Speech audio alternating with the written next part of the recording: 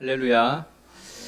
이 시간에는 악한 세상 속 그리스도인이라고 하는 제목으로 오늘 하나님의 말씀을 함께 전하고자 합니다.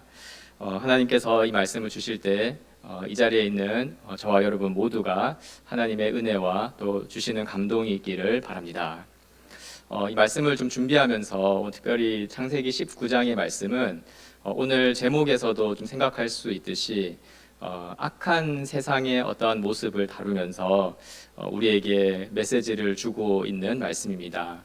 저 준비하면서 이제 들었던 생각은 물론 우리가 어떤 의미에서는 다루기에는 조금 무거운 주제일 수도 있겠지만 성경이 분명히 말씀하고 있는 이 세상의 어떤 악한 모습을 우리가 목도하면서 또한 여전히 주님이 다시 오시기까지 여전히 악한 것이 우리에게 주위에 있어서 우리를 미혹하기도 하고 또 때로는 우리의 믿음을 넘어뜨리기도 하는 그런 시대 속에 살고 있기에 또 이 말씀을 통해서 우리가 더 살펴봐야 할 중요한 진리가 있다라는 생각들도 해보게 되었습니다.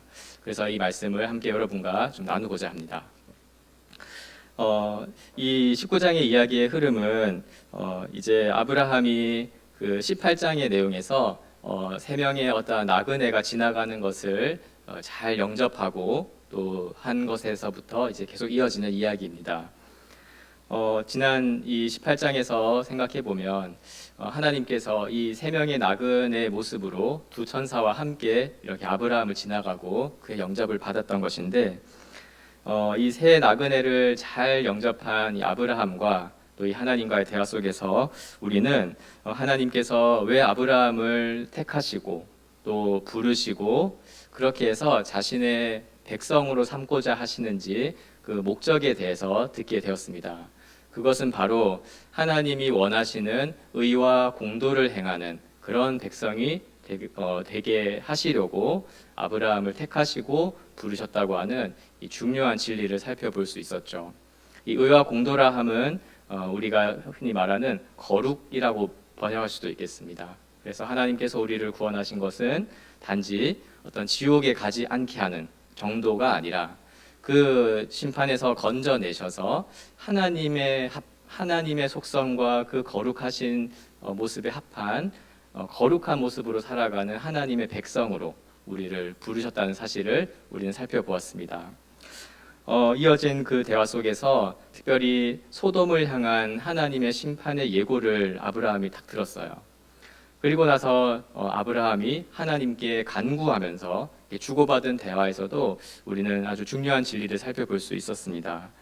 아브라함이 그 소돔 성에 있는 얼마나 되는지 또 누군지는 알 수 없지만 그러나 소돔 성에 있는 그 의인들을 위해서 하나님께 심판을 유보해 달라고 또 거두어 달라고 하는 간구를 했고 하나님은 그 아브라함의 청을 이렇게 들어주는 그 과정을 통해서 이 아브라함의 모습 속에 하나님의 그 의와 공도를 따라 행하며 정말 하나님의 그 의를 위하여 간구하는 그런 하나님 백성의 모습을 또 살펴볼 수가 있었죠.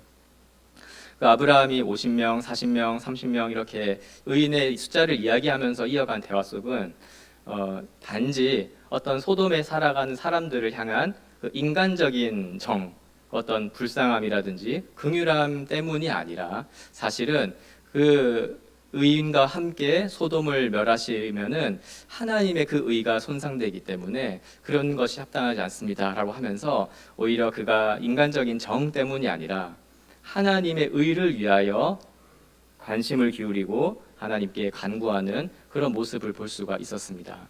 그래서 하나님의 백성은 거룩하게 살아가도록 부르심을 받았고 또한 그 관심사가 하나님의 그 의로우심이 드러나고 그 의로우심이 유지가 되고 그 의로우심이 높임을 받는 것이 우리 그리스도인들의 하나님의 백성의 관심사여야 한다는 사실을 우리는 살펴보았죠.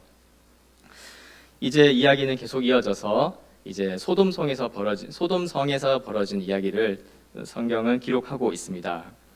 말씀을 보니까 1절에 이 저녁 때에 이제 두 천사가 소돔에 이르니 마침 롯이 소돔 성문에 앉아 있다가 그들을 보고 일어나 영접하고 땅에 엎드려 절하며라고 말씀되어져 있습니다. 이제 두 천사가 소돔에 이르렀을 때 롯이 소돔 성문에 앉아 있었나 봐요. 그래서 그걸 보고 일어나서 아주 엎드려 절하고 아주 공손하게 그들을 영접했습니다.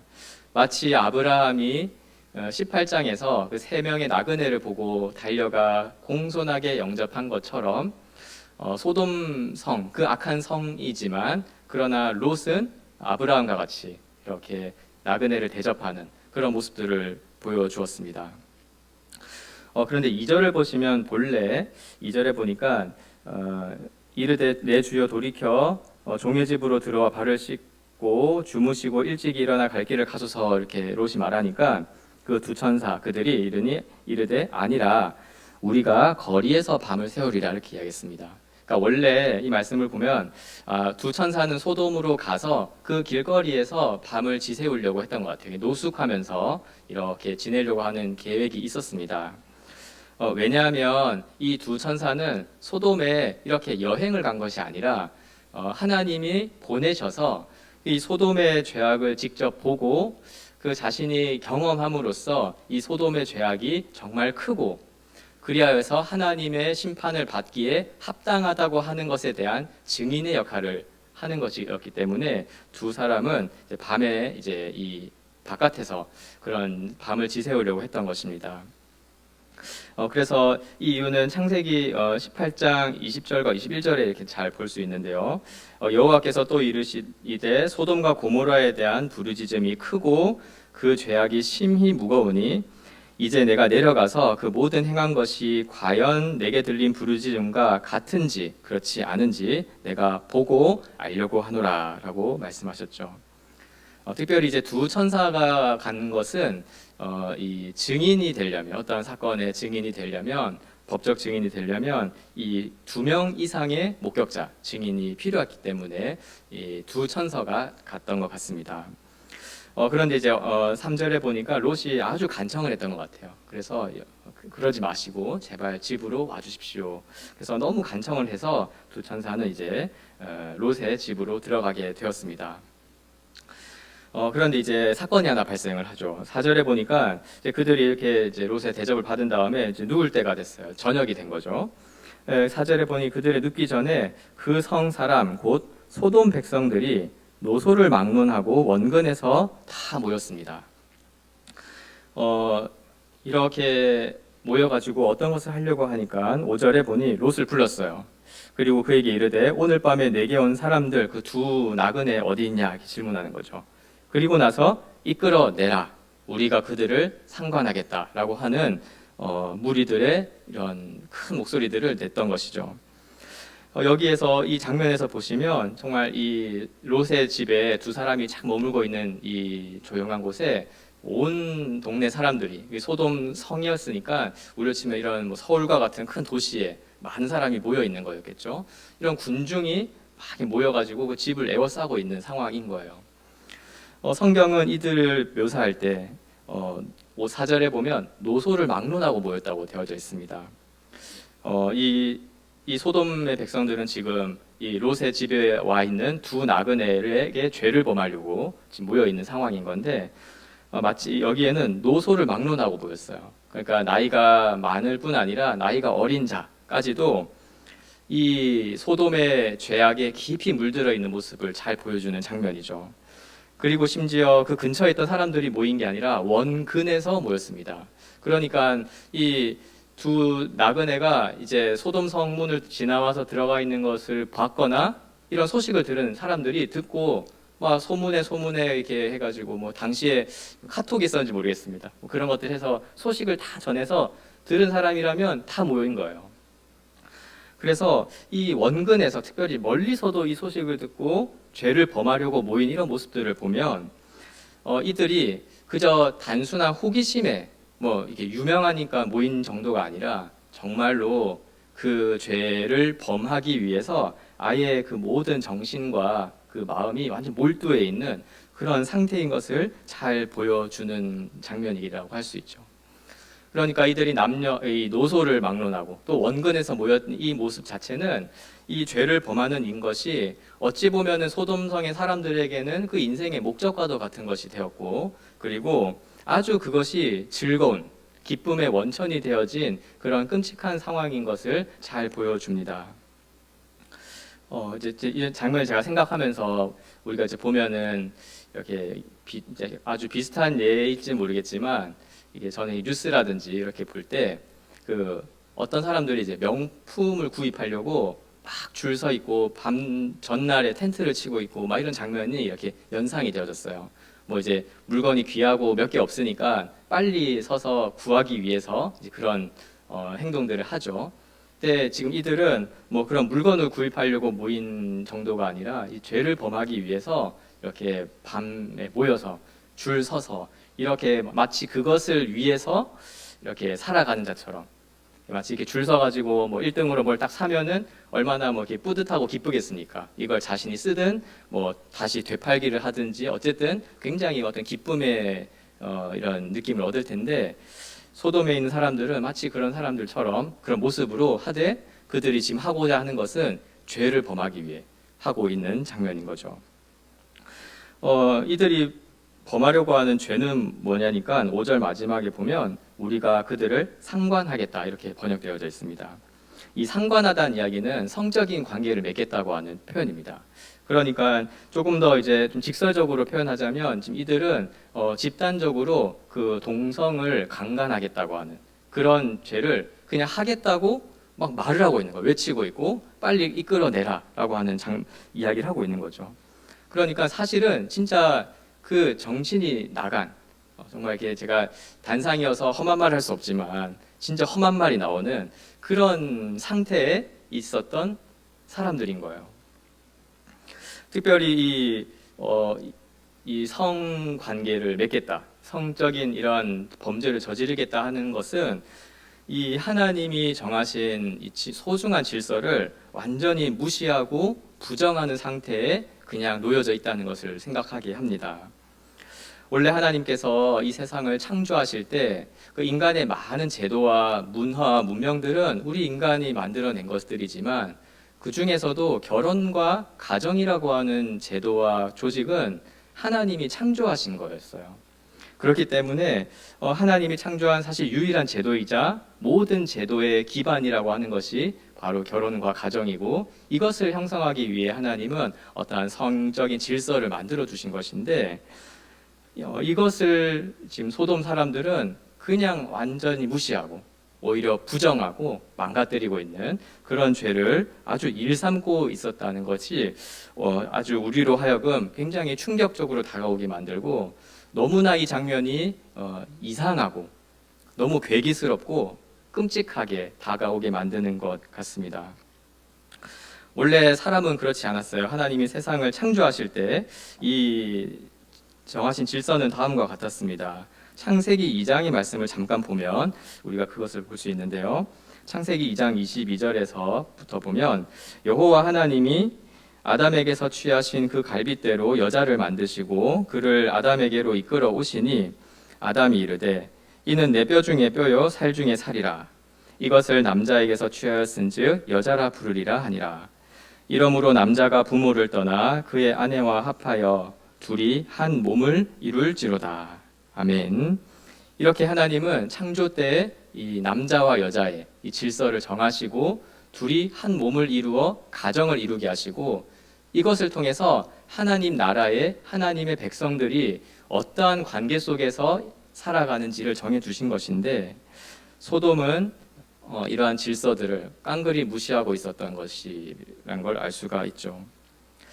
그리고 이제 본문에서 막 두드러지게 말하진 않지만 사실 이 지금 소돔 사람들이 롯의 집에 와서 무슨 그 롯한테 너도 나와라 이렇게 하지 않고 뭐라고 말하냐니까 오늘 너희 집에 온 두 사람을 끌어내라 그러죠. 왜냐하니까 그 두 사람이 나그네여서 그래요. 오늘날에는 이렇게 여행을 하는 사람들은 보통 더 돈을 가지고 이렇게 자신의 목적을 가지고 떠돌아다니는 어떤 취미 여가를로 생각하지만 당시 고대 사회의 나그네는 그 사회적 약자를 뜻했습니다. 갈 곳이 없었기 때문에 갈 곳이 있는 자들에 의해서 이렇게 통제를 받거나 또 갈 곳이 있는 그 집에 있는 자들에 의해서 눈치를 보거나 하는 존재였죠. 그러니까 하나님의 정하신 질서대로 한다면 오히려 갈 곳이 없는 나그네니까 롯이 그들을 영접한 것처럼 잘 보살펴주고 잘 쉬었다가 또 어떤 다음 이동할 길들은 또 험하고 어려울 텐데 잘 갈 수 있도록 영접하는 것이 원래 하나님의 창조의 질서에 합당한 태도일 거예요. 그러나 소돔에 있는 모든 사람들은, 롯을 제외한 모든 사람들은 그 사회적 약함을 오히려 이용하려고, 그것을 통해서 자신의 이 죄의 정욕을 채우려고 하는 그런 데 몰두해 있는 상태였습니다. 그래서 이렇게 본 소돔의 모습은 지금 우리도 알 수 있듯이 이런 하나님이 원하시는 그런 의와 공도를 행하는 삶과는 완전히 정반대로 행하고 있는 그런 악한 도시의 모습인 것을 우리는 보게 됩니다. 이런 일이 계속 벌어지니까 이제 롯이 이 상황을 조금 해결하고 또 중재하려고 했던 것 같아요. 그래서 6절에 보면 롯이 이제 문 밖에 무리에게로 나갑니다. 나가서 문을 탁 닫고 이제 문을 뒤로 한 채 자신이 딱 서 있는 거죠. 그리고 6절에 뭐라고 하냐니까 7절에 뭐라고 하냐니까 내 형제들아, 이제 그런 친근의 표시겠죠. 이런 악을 행하지 말라고, 당신들이 지금 저지르고자 하는 것은 악한 범죄입니다. 하지 마십시오라고 이야기를 하며 간청을 했어요. 그나마 소돔에 있는 사람들 중에서 아주 유일하게 그 의와 공도를 행하는 것 같은 사람은 롯인 것 같습니다. 그래서 이러한 죄에 가담하지 않고 오히려 그것은 죄입니다, 하지 마십시오라고 하는 모습을 보여주죠. 그러나 또 8절을 보면 굉장히 약간 아이러니한데, 8절에 보니까 그리고 나서 무엇을 이야기하냐니까 내게 남자를 가까이 하지 아니한 두 딸이 있노라. 청하건대 내가 그들을 너희에게로 이끌어내리니 너희 눈에 좋을 대로 그들에게 행하라. 이런 이야기를 합니다. 그러니까 사실은 롯이 지금 무언가 처음 마디는 이런 죄를 짓지 말라고 중재를 하는데 이어지는 대답은 약간 정상적인 판단을 하지 못하는 것 같아요. 자신의 두 딸이 아직 그 남자를 가까이 안 했으니까 그 두 딸을 줄 테니 마음대로 하라는 식의 대답을 합니다. 아마도 왜 이럴까요? 몇 가지 생각을 해볼 수 있겠지만 아마도 이 소돔이라는 곳에 와서 너무 오래 살았던 것 같아요, 롯도. 그래서 그런 소돔의 만연한 이 죄가 그냥 일상화되어 있는 이 시 속에서 롯도 살아가다 보니까 자신도 이것을 말하면서도 전혀 부끄러움도 없이 자신의 두 딸을 어떻게 마음대로 하라는 식의 이상한 생각을 하고 대답을 합니다. 소돔의 악한 그 영향을 받은 것이죠. 그래서 그는 이렇게 가장으로서 사실 신실하게 가정을 보호하고 지켜야 할 그런 의무를 상실해버리고 두 딸을 사람들에게 제안하는 이런 어처구니가 없는 대답을 하고 맙니다. 어쩌면 참 롯은 이런 면에서는 이중적인 모습을 보여줍니다. 이렇게 이 두 나그네 천사를 잘 대접하는 모습, 또 사람들을 이렇게 제지하면서 그건 죄라고 말하는 모습에 있어서는 의와 공도를 행하는 것 같은 사람인데, 또 이렇게 자기 두 딸을 사람들에게 내어주려고 하는 모습을 보면 롯조차도 이렇게 의와 공도를 제대로 행하는 삶에서 벗어나 있는 듯한 이런 모습을 잘 보여주죠. 왜 그렇습니까? 롯이 지금 소돔에 와서 살고 있었기 때문에 그렇습니다. 롯이 왜 소돔에 살고 있나요? 그의 탐심 때문에 그랬죠. 우리가 창세기 13장에서 잘 살펴보았는데 창세기 13장 10절에 롯이 소돔에 오게 된 이유가 잘 적혀 있습니다.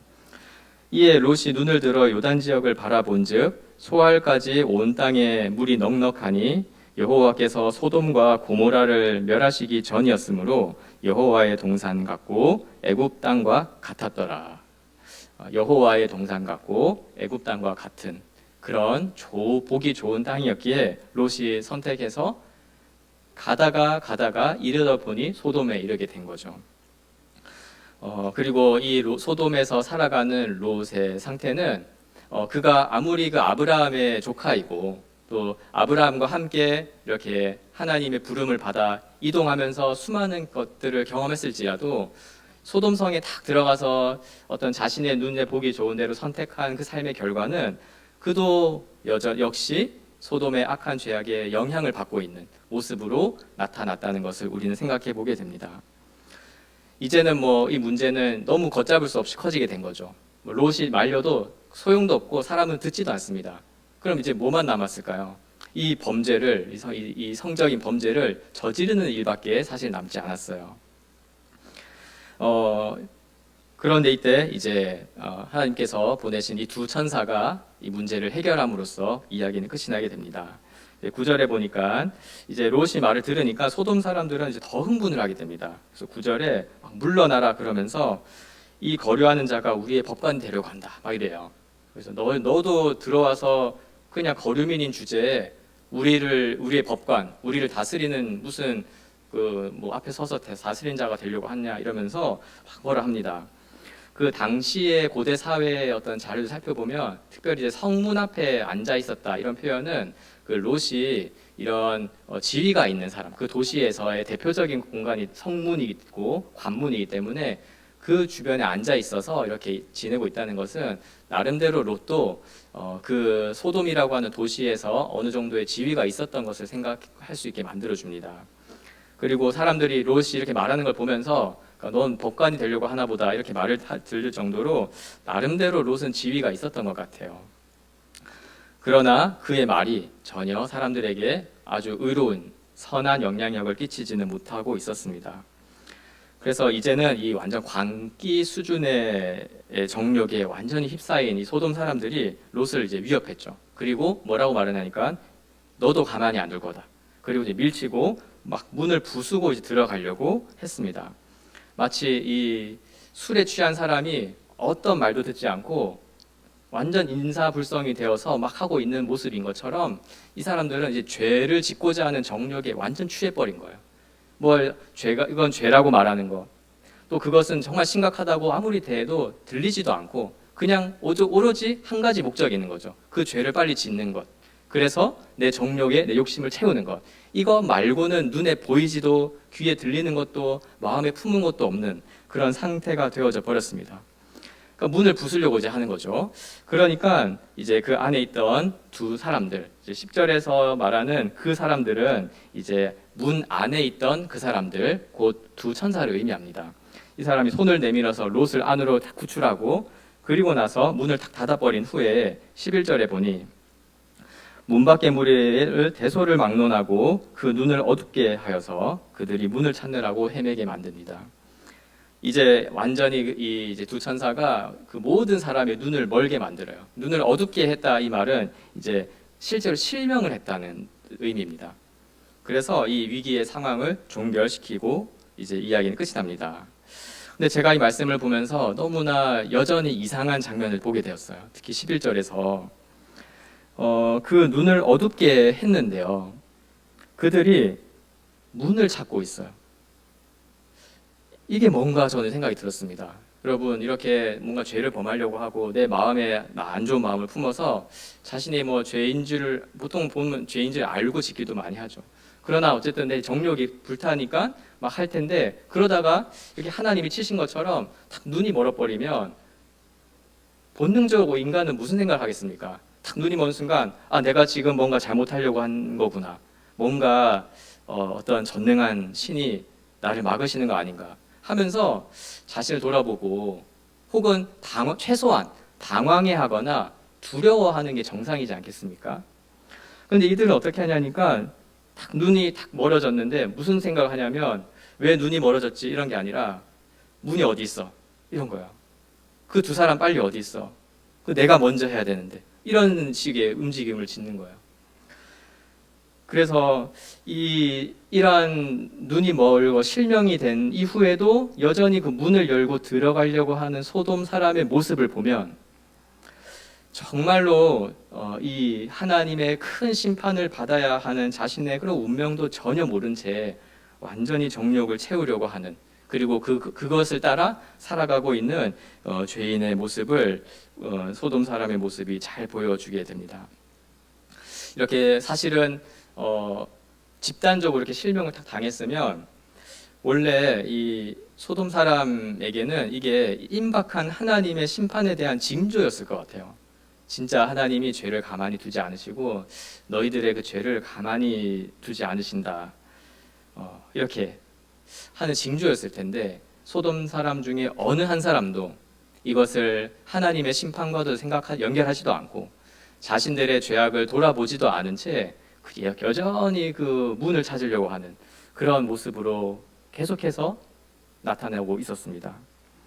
이 모습은 참 인간이 하나님을 떠나서 이 죄 가운데 자기의 정욕에 휩싸여서 살아가는 이 모습이 얼마나 비참하고 얼마나 추한지를 잘 보여주는 장면인 것 같아요. 그래서 나름대로 이렇게 자신의 어떤 정욕을 채워가면서 살아갈 때 적당히 선을 유지하며 살아가지만 사실 실상은 그 눈이 멀었음에도 불구하고 하나님이 그 눈을 딱 멀게 해주셨음에도 불구하고 돌이켜 회개하지 않고 오히려 그 죄에 취해서 살아가는 모습이 바로 죄인의 모습인 것이죠. 이렇게 오늘의 본문은 이 죄 가운데 아주 깊이 절어 있는 소돔의 사람의 모습을 잘 보여주고 동시에 하나님께서 이 두 천사를 보내셔서 그 모습을 다 지켜보게 하신 거예요. 하나님이 이제 이것을 보셨어요. 얼마나 소돔의 사람들의 죄악이 심히 크고 그래서 그 부르짖음이 크게 하나님께 들린 것이 정말 그러하다는 것을 확인한 것이죠. 롯은 이 가운데에서 이렇게 악한 세상 속에서 살아가고 있었습니다. 물론 아마도 아브라함과의 그런 어떤 연결점들이 있기 때문에 롯만큼은 그런 소돔성의 극단적인 형태에 동참하거나 혹은 이르지 않았던 것 같아요. 그러나 분명한 것은 그 롯이 창세기 13장에서 선택했던 것, 곧 자기 눈에 보기 좋은 대로 선택해서 쫓아간 그 삶이 너무나도 그 악한 곳에 머무르게 만들고 또 그것이 사실 하나님 앞에서는 그 두 눈이 실명한 자들과 별반 차이가 없는 그런 비참한 삶의 현장 속에서 살아가고 있다는 것을 우리는 보게 됩니다. 그래서 오늘 이 말씀은 오늘 살아가는 우리에게도 이러한 메시지를 좀 생각하게 만듭니다. 우리가 지금 속하여 살아가는 이 세상 속에 관하여 과연 어떠한가? 우리는 이 세상 속에서 어떻게 살아가고 있는지에 대해서 좀 돌아보게 하는 메시지인 것 같아요. 그랬을 때 저는 좀 이 세상과 관련하여서 우리의 주변에 이런 늘 있는 이 죄와 관련하여서 세 가지 정도로 이 우리의 살아가는 세상 속에 이 죄의 심각성에 대해서 좀 말씀을 나누려고 합니다. 첫째로 이 죄의 심각성은 그 죄의 전염성에 있다고 말씀을 드릴 수 있을 것 같아요. 죄는 결코 한 사람의 죄만으로 그치지 않고 확산되고 전염됩니다. 오늘 말씀에서도 보니 노소를 막론하고 원근에서 모여 있었던 소돔 사람들에게 그것이 잘 드러났었죠. 이 죄에 아주 깊이 절어서 있는 사람들이 소돔 사람들이었어요. 그래서 많은 사람들이 생각하듯이 결코 이 세상은 그냥 어떤 백지 상태여서 그냥 중립적으로 우리가 어떻게 하느냐에 따라서 그냥 괜찮은 세상이 사실은 아닌 거예요. 소돔성의 이 죄악이 관영한 것처럼 우리는 이 거룩하신 하나님에 대한 지식과 또 믿음과 또 하나님이 원하시는 그 의와 공도를 행하는 삶으로의 나감에 그런 열심 없이 그저 이 세상의 흐름 속에서 적당히 발맞춰 거리를 둘 수 있는 존재가 아니라는 거예요. 그냥 적당히 거리를 두면은 적당히 그 거리가 유지되는 것이 아니라 그 세상에 죄악된 문화들이 있다면 거기에 점점 더 젖어 들어가는 그런 세상인 것이죠. 마치 롯이 참 어떤 면에선 의와 공도를 행하는 모습을 보여주면서도 자신의 두 딸을 내어주는 그런 모습을 행한 것과 같다고 말할 수가 있겠습니다. 특별히 죄라고 하는 것은 어떤 영적인 부분이에요. 물질적인 것, 눈에 보이는 것이 아니죠. 그래서 죄는 그냥 어떤 물질처럼 이렇게 컵에 담긴 물처럼 이런 한 공간에만 딱 머물러 있는 것이 아니라 영적인 것이어서 모든 곳에 존재하며 또 그 모든 곳에서 이렇게 마치 이 죄의 속성이 거짓된 속성이지 않습니까? 그래서 마치 하나님의 나라가 이렇게 모든 곳에 존재하고 확장되어 가는 것처럼 흉내내어서 죄도 모든 곳에 존재하고 죄도 마치 하나님의 나라처럼 확장되어 가려고 하는 그런 속성이 있다는 것을 생각하게 만드는 것입니다. 그래서 죄는 반드시 분별해야 되는 것이고 또 맞서 싸우지 아니하면 우리 가까이에 늘 있는 것이고 또 우리를 오염시키고 그것을 통하여서 많은 사람들에게도 전염되어져 가는 그런 아주 심각한 특징을 가지고 있는 것이죠. 그래서 로마서 5장 12절에서 사도 바울은 죄에 대하여 이렇게 이야기했습니다. 그러므로 한 사람으로 말미암아 죄가 세상에 들어오고 죄로 말미암아 사망이 들어왔나니 이와 같이 모든 사람이 죄를 지었으므로 사망이 모든 사람에게 이르렀느니라. 아담의 범죄 하나가 온 세상 사람에게 다 임하여서 그 모든 사람이 사망의 심판을 받게 되었다는 이야기를 하는 것이죠. 그렇기에 사도 베드로는 이렇게 이야기했습니다. 베드로전서 5장 8절에서 근신하라 깨어라 너희 대적 마귀가 우는 사자같이 두루다니며 삼킬 자를 찾고 있다 이렇게 이야기했어요. 그래서 근신하고 깨어 있어야 되는 것이죠. 우리 사람은 사실 아주 아주 물질적인 우리는 아주 육체를 가진 존재이기에 이제 일하다가 뭐 쉬기도 하고 뭐 이렇게 하는데 밤에 잠도 자고 하는데 이 마귀는 영적 존재입니다. 그래서 쉬지를 않아요. 마귀는 그냥 항상 있는 거예요. 휴식도 없고 퇴근도 없고 휴가도 안 갑니다. 마귀는 항상 우는 그 삼킬 자를 찾고 있고 그것을 통해서 우리 신자가 신자뿐만 아니라 불신자는 뭐 당연히 그의 죄와 사망 가운데 있고 우리 신자에게도 죄를 유혹하거나 무너뜨리게 하려고 하는 그런 속성을 가지고 있는 것이죠. 그렇기에 우리 주님께서도 우리의 삶을 이야기할 때 특별히 주기도문의 이 간구의 말씀을 통하여서 우리를 시험에 들게 하지 마시옵고 다만 악에서 구하시옵소서라고 기도하며 살라고 말씀하셨던 것입니다. 그래서 우리는 이 죄에 전염되는 또 이 죄가 우리 가까이에 늘 있다는 사실을 기억하고 살아야 하는 것이죠. 둘째로 죄의 심각성은 하나님의 창조하신 이 선한 질서를 파괴하는 데 있다고 말할 수가 있겠습니다. 이 두 나그네를 향했던 소돔 사람들의 이런 집단적인 성적인 욕구에서 그것을 잘 볼 수가 있죠. 핵심적인 것은 그거예요. 하나님이 창조하신 이 창조의 질서를 부정하고 자신들의 정욕을 일삼아 채우기 위하여 이 죄를 범하는 것이죠. 그리고 그 세부적인 모습들을 보면은 굉장히 이기적이고 그러니까 자신의 욕구를 채우기 위해서라면 하는 거예요. 또한 아주 그 상황 자체가 비정상적이죠. 아주 일반적으로 허용될 수 없는 그런 일들을 막 하는데 왜 이렇게까지 이들이 망가진 채로 죄를 범하는가? 결국은 자신의 탐심을 채우려고 하는 것이죠. 특별히 이제 오늘 본문에서는 자신의 어떤 성적인 탐심을 채우려고 하는데 모든 이 원인의 본질은 탐심에 있습니다. 그래서 골로새서 3장 5절 이런 말씀이 있죠. 그러므로 땅에 있는 지체를 죽이라 곧 음란과 부정과 사욕과 악한 정욕과 탐심이니 탐심은 우상 숭배니라. 아멘. 그래서 우리가 어떠한 죄를 범할 때 그 근본 원인은 우리가 왜 이런 유혹에 흔들리거나 또 사단과 마귀는 우리의 어떠한 면을 건드리는가 하면 우리의 탐심을 건드리는 거예요. 사실 오늘날에도 이 성윤리에 관해서는 교회 안에서나 또 교회에서 이렇게 이야기가 되어질 때 많은 문제가 있고 과제들이 있는데 이런 것들도 어떤 의미에서는 이 구세대에 잘 지켜오던 전통을 신세대가 이렇게 무시하고 거부하는 맥락이 사실은 아닐 수가 있어요. 오히려 그보다 더 근본적인 원인, 그것은 바로 이 탐심의 문제인 거예요. 자신의 탐심을 채우기 위해서 그런 결정을 하는 거죠. 특별히 오늘날 이제 뭐 현대적인 뭐 자아관이라도 부르는데 보통 우리가 오늘날에는 개인 뭐 이렇게 말하지 않습니다. 그런 자아라는 말을 많이 써요. 그래서 내 심리적인 상태에 따라 내가 느끼고 내가 마음에 들고 내가 좋은 것에 따라서 결정하는 이런 자아관을 가지고 있기 때문에 사실 하나님이 창조하신 성이라고 하셔도 그것이 내가 느끼기에 또 내가 그것을 순종해서 실천하기에 거리낌이 있으면 거부하는 그런 시대가 오늘날의 시대라고 말할 수도 있겠습니다. 그래서 이제 오늘날에는 어떤 성에 대한 이야기를 하면 이것은 지켜야 할 진리와 질서다 이렇게 하지 않고 그냥 개인의 기호다라고 생각을 하죠.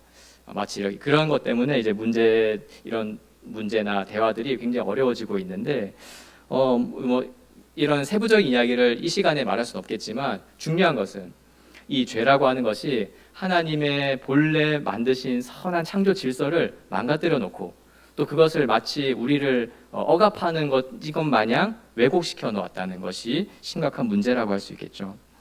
그렇기에 이런 시대에 점점 흘러갈수록 사실 노소를 막론하고 그리스도인들은 이 영원한 진리이자 우리를 온전하고 복되게 하는 진리인 이 복음에 대한 분명한 이해와 믿음과 또 그 순종에 대한 삶의 경험들이 더 필요한 시대인 것 같습니다. 여기 계신 저와 여러분이 정말 그런 믿음 가운데 분명하게 서 있기를 바랍니다. 이뿐만 아니라 죄가 더 관영하면은 이 죄는 이 하나님의 창조 질서를 어기게 만드는데 사실 질서 자체가 망가지진 않아요. 지금도 여전히 하나님은 이 결혼과 가정이라고 하는 질서를 아름답게 만들어 놓으셨고 유지하고 계세요. 문제는 우리가 그것을 지키지 않죠. 그냥 어깁니다. 근데 왜 그러냐니까 죄라고 하는 것이 이런 하나님의 형상대로 잘 지어진 인간의 양심마저도 파괴시키기 때문에 그렇습니다. 양심이라고 하는 건 뭐냐면 하나님께서 이런 걸 해라, 이런 걸 하지 마라, 이런 말씀을 안 하셔도 이런 걸 몰라도 그냥 인간이라고 하면 당연히 이것은 지켜야 된다고 여기는 어떤 선한 것에 대한 기준을 말해요. 왜 그러냐면 우리가 하나님의 형상대로 지어졌기 때문에 하나님이 보시기에 선한 어떠한 것을 지키려고 하는 마음이 우리에게 있는 거죠. 그래서 그리스도인들은 특별히 복음을 믿게 되면 선한 양심도 되살아나게 됩니다. 디모데전서 5장 1절에 보면 이 교훈의 목적은 청결한 마음과 선한 양심과 거짓이 없는 믿음에서 나오는 사랑이다 이렇게 하면서 우리 복음을 가진 자, 믿는 자에게는 선한 양심도 살아났다는 것을 이야기를 해요. 그러나 죄로 인해 마비된 양심은 이 선한 충고를 받아들이지 못할 정도로 마비가 됩니다. 디모데전서 4장 1절과 2절에 보면 그러나 성령이 밝히 말씀하시기를 후 일에 어떤 사람들이 믿음에서 떠나 미혹하는 영과 귀신의 가르침을 따르리라 하셨으니 자기 양심이 화인을 맞아서 외식함으로 거짓말하는 자들이라 라고 사도 바울이 디모데에게 이런 경고를 했어요. 양심의 화인을 맞아서 그리스도인이었다가 다시 그 거짓 가르침을 따라가는 자들이 있을 거다. 근데 그들의 상태가 어떠냐니까 양심의 화인, 이 불로 지져져 가지고 양심이 마비되어서 돌아오라, 죄를 짓지 말라 하는 말도 듣지 않고 그쪽으로 가버리는 그런 자들이 있을 거니까 조심하라고 경고한 거죠.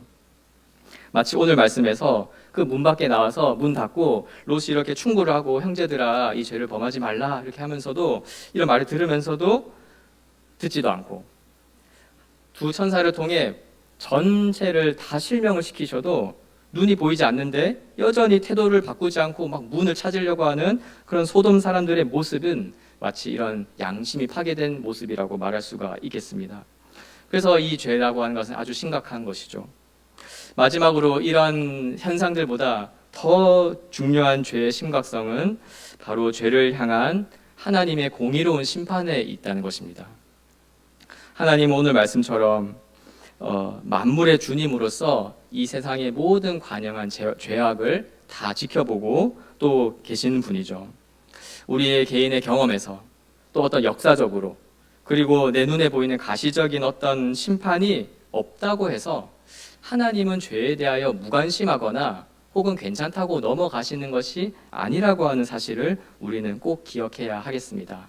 오늘 말씀의 그 소돔성의 장면을 떠올리면서 하나님은 그 모든 죄를 다 살피고 그 죄가 벌어지는 그 현장에 계시며 그리고 그것이 정말 악한지를 다 판단하고 계시는 분이심을 우리는 알아야 하는 것이죠. 그래서 사도 바울도 로마서의 말씀에서 하나님의 진노가 불의로 진리를 막는 사람들의 모든 경건하지 않음과 불의에 대하여 하늘로부터 나타난다라고 이야기를 하고 있는 것입니다. 우리 눈에는 보이지 않을 수도 있겠지만 하나님은 진노하심으로 특히 죄에 대한 진노하심을 나타내고 계시다고 하는 사실을 우리는 기억해야 할 것입니다. 그래서 이 죄의 심각성을 생각해 볼 때 우리는 하나님이 이 죄를 행하는 것, 우리식으로 표현한다면 하나님의 말씀을 따라 살지 않는 이 문제를 놓고 진노하고 계시며 또 그것을 굉장히 미워하고 계시다는 분이라는 것을 우리 모두가 인식하며 우리의 삶을 살아가고 이 세상을 분별해야 하는 것입니다. 또한 우리가 복음을 생각할 때에도 이러한 악한 세상 속에서 이 죄를 분별하고 그러나 여전히 강력하게 우리 주변에 있는 죄의 유혹과 미혹 속에서 어떻게 헤어날 것인가, 어떻게 이것을 피할 수 있을 것인가 라고 하는 그 질문을 가진 우리에게 예수 그리스도는 복음이 되시고 그 죄 해결하는 능력이 되시고 또한 죄를 분별하는 우리의 지혜가 되신다고 하는 사실 또한 분명하게 생각할 수가 있는 것입니다. 말씀을 맺겠습니다. 오늘 우리는 이 롯과 마찬가지로 사실은 하나님이 이 창조하신 이 세상을 통해서 또 이 세상 사회 속에서 속하여 살아가며 모든 것을 공급받으며 살아가는 존재입니다. 그러나 이 사회는 주님이 오시기까지는 여전히 한편으로는 죄와 타락의 영향이 남아서 우리에게 영향을 미치고 있는 세상이기도 한 것이죠. 이런 악한 세상 속에서 살아가는 그리스도인으로서 우리는 오늘 말씀을 생각하며 죄를 분별해야 하겠습니다. 특별히 죄는 전염됩니다. 또 창조 질서를 망가뜨리고 반대로 움직입니다. 그리고 그 결과 하나님의 진노를 피할 수가 없습니다. 따라서 참된 그리스도인으로서 이 죄의 심각성을 잘 이해하여서 우리가 이 죄를 인식하고 또 죄와는 피 흘리기까지 기꺼이 싸우는 삶의 태도를 취해야 할 것입니다. 오늘 이 자리에 계신 저와 여러분 모두가 이 말씀을 붙잡고 이 복음을 통해 주신 능력과 비전을 가지고 이 세상의 죄를 분별하며 또한 능력 있게 살아가시기를 주님의 이름으로 축원합니다. 기도하겠습니다. 하나님 아버지, 오늘 주신 말씀을 통하여 그리스도인이 살아가는 이 세상에 관하여 생각하게 하시고 하나님의 구원의 은혜를 누리지만 동시에 이 세상에 남아있는 악한 것들을 분별해야 하는 삶이 우리에게 있음을 다시 한번 기억하게 하시니 감사합니다. 이 말씀 주신 말씀과 메시지를 통해 우리의 신앙과 삶을 점검하게 하시고 또 특별히 악한 것들이 우리 주위에 있기 때문에 분별하는 지혜와 능력과 또 때로는 용기도 필요한 것을 압니다. 우리의 깊은 인식 속에 죄에 대한 인식을 심어주시고 또 이 죄를 용서하시며 거룩하게 하시는 복음의 능력을 더 크게 보게 하셔서 우리 주위에 있는 모든 죄의 유혹을 이길 수 있게 해주시고 더 크고 강하시며 우리를 인도하고 돌보시는 하나님의 은혜를 볼 수 있는 눈을 허락하여 주옵소서. 감사드리며 이 모든 말씀을 예수님의 귀하신 이름으로 기도합니다. 아멘.